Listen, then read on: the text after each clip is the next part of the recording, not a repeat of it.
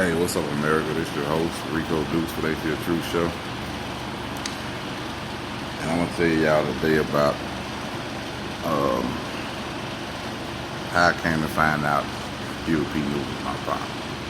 Once again, give shout outs to my pop, Huey Newton, may he rest in peace. My step pop, Robert Charles Dukes, may he rest in peace. But I'm going to spend a couple of minutes with y'all on this. For those of y'all that don't know, and who's just starting to follow me, or just starting to listen to me, or who's just starting to learn about me, I am the son of Black Panthers founder Huey P. Newton. Huey P. Newton formed the Black Panthers in 1966 in Oakland, California, with Co Founder Bobby Seale. He was one of the biggest revolutionary icons in American history. President Hoover said in his FBI portfolio that the White House administration feared another Huey P. Newton or Malcolm X to lead the Black revolutionary movement for the Black community. He then, at that point in time, put a murder contract out on Martin Luther King, Malcolm X, and my father, Huey P. Newton. All this is in FBI files in the public that can be seen. He said to kill all the leaders, and especially their seeds. I am the only son, biological child of Huey P. Newton, according to Alameda, Oakland, California, White Court record documents, and LSU Hospital laboratory DNA blood compatible results, well, blood type match results.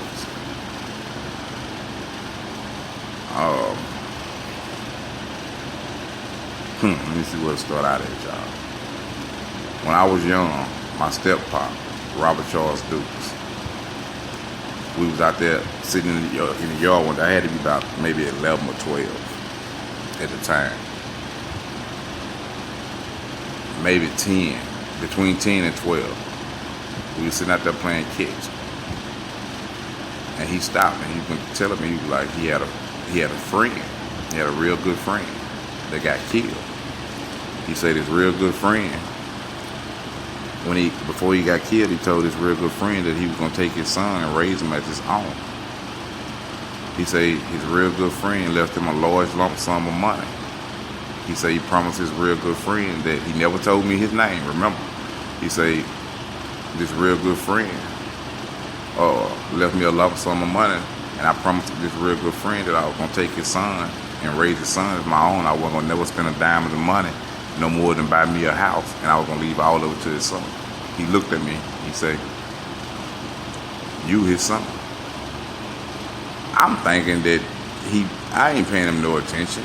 You know, I'm young, I ain't paying no attention. So I'm like, okay, Dad, whatever, throw me the ball. He threw me the ball, we go out there in the yard. Or we were sitting on the porch at first, but we go out there in the yard. And because let me tell you before y'all, a lot of y'all listeners be, oh, this, that. We were sitting on the porch getting ready to play ball. He told me that, then we got off the porch to play ball. But some listeners, you know, they be petty and you said y'all was outside playing ball, and so I just wanted to clarify that right there. So we out there in the yard, now we playing catch. So he said, "Coach," I said, "Sir." He said, "I'm not your real daddy, son." I said, "Okay, what up, Dad? Throw in the ball." He said, "Coach." He said it a little stern. I said, "Sir." He said, "Have I ever lied to you?" I said, "No, sir." He said, "I'm not your real daddy." He looked at me. He said, "Your real daddy was a hell of a man. He was a hell of a leader." He said, and he looked, you know how you look off in space and you see something and you thinking about it, and so you see it and you just telling that person what you see. He was looking out like that. He was like, you look just like your dad. You look just like him. You look just like him. Every time I look at you, you look just like him. Your daddy was a hell of a leader. And he kind of just started smiling. And I was like, okay, whatever, daddy. What, if you ain't my real daddy, who my real daddy is? He said, I can't tell you that right now. You'll know when the time is right.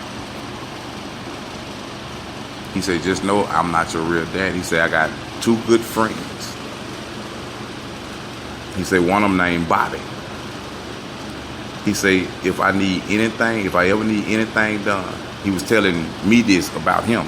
He said, if I ever need anything done, Bobby and my other friend, he called other friend name, but I can't remember the other friend name, but I remember Bobby's like, God wanted me to remember Bobby, and so did my step-pop. So he was like, Bobby and his other friend gonna make sure the job get done, no matter how big it is, how small it is, no matter what it is. If they can't get the job done, then they gonna send somebody that's gonna guarantee to get the job done, no matter how big or how small. I asked him again. I said, well, if you ain't my real daddy, who my real daddy? Don't worry about that. Come on, let's finish playing catch.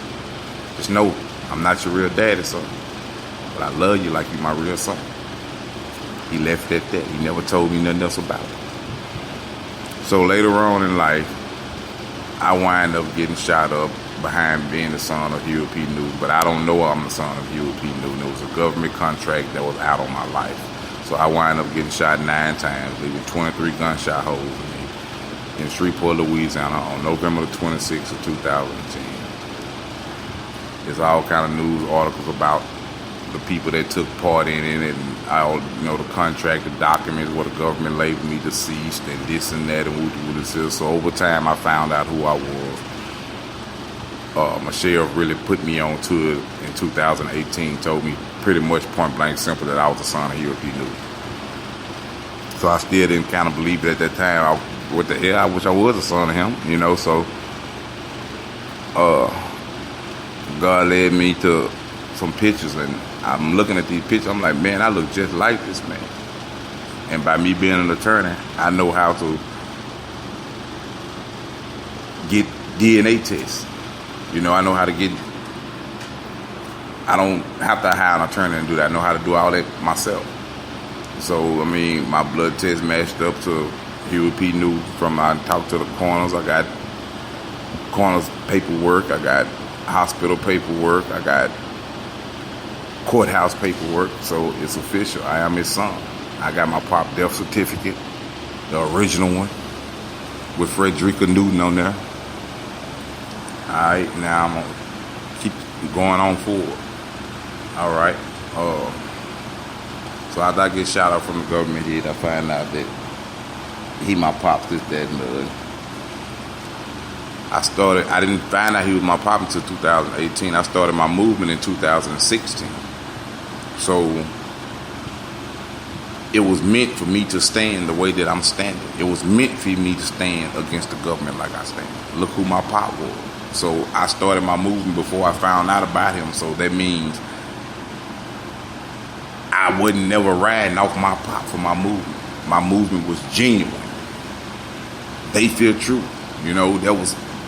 That's me. But finding out that there was my pop and this, that, and the other, it all made sense to why I stand the way that I do. Why I feel the way that I feel about the American people, especially my people, especially people in the private and minority area people, especially those. I ain't got no other choice but to stand. It's naturally in my blood before I even knew it was physically in my blood. Alright, move forward. I find out, I go, I get everything right, this, that, and the other. I reach out to my people, David Newton. I had been talking to him I talk to him all the time, so I go out to California to meet him, this, that, and a lot of other shit. We wind up don't meet, this, that, and the. He wind up saying he don't want the DNA test, this, that, and the for himself. I got all my paperwork. He already know this. So I was going to give it to it for him. He didn't want to go through with it. He know I'm his people, you know. But anyway, I talk to him all the time. But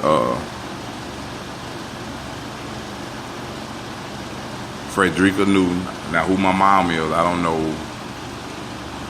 who my mom is. I believe it's out of Gwen Fontaine or Frederica Newton. Bobby Seale know who my mom is. He knew where I was and everything. So you might say, well, how you figure that you got shot up, Rico, behind being the son of Huey Newton if you didn't know that you was the son? Remember I told you about Hoover, about what he said. I'm his only seed. So once I found out all the information, that's exactly what it was. And you know, over time, people telling me this, that, and the other, and that the government had went to him and scared him up. You know, people gave me certain information that God wanted me to know, and you know, but you got to forgive me because there's a lot that I want to tell y'all, and I'm trying to keep it all together but I'm trying to go through it without making it so long, so your attention span will stay interested in what I'm talking about.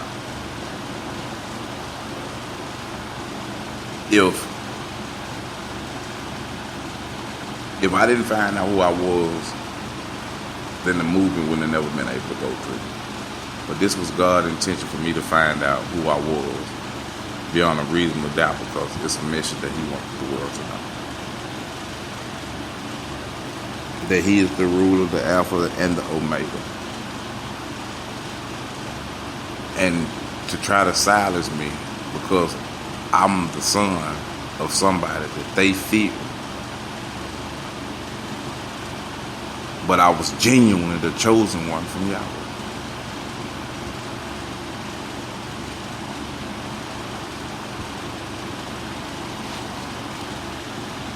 Numbers of people know valuable information, like Bobby Seale. He ain't said nothing, but he know this for a fact. I'm something this directly for a fact, and I know that he's seen it. I know for a fact that he's seen it. Personally, I know for a fact he's seen it. He ain't said nothing. Frederica Newton, her name is on a death certificate. I didn't reach out to the foundation, her secretary, her lawyer at the foundation. My cousin David, he is the board chairman at the foundation, so she know firsthand well about this. If I have your husband's death certificate, you should be the first one reaching out, trying to see who I am. Well, it's clearly who I am, but trying to reach out and, help me figure out what's going on. But to say nothing. So I did some research, and I pulled up that my pop and Bobby Seale, they wasn't talking for the last 5 years. But it didn't really say what they wasn't talking about. What happened while they wasn't talking. But Frederica, some kind of way, reached out to Bobby Seale and wanted Bobby Seale to give my pop a job. Now, I would think that if my pop wanted to reach out to Bobby Seale, he would have reached out to Bobby Seale for a job. That's what I would think. I'm just, this is my thought right now. But these are the actual facts that what happened from what I read. But this is my opinion, that I think my pop could have reached out to Bobby Seale himself. So it had to be a reason that he didn't reach out to Bobby Seale. So why would you reach out to Bobby Seale when the head person ain't reaching out to him for no assistance? Regardless if his pride was high, whatever the case may be, regardless, that wasn't your place. That was his place. Now it was a few months before my pop was murdered. All right. So I did some more digging. It wasn't making sense to me on why they just fell out over the 5 years. So I had to go into the FBI file. I went into the FBI file, and I find that my pop had his guard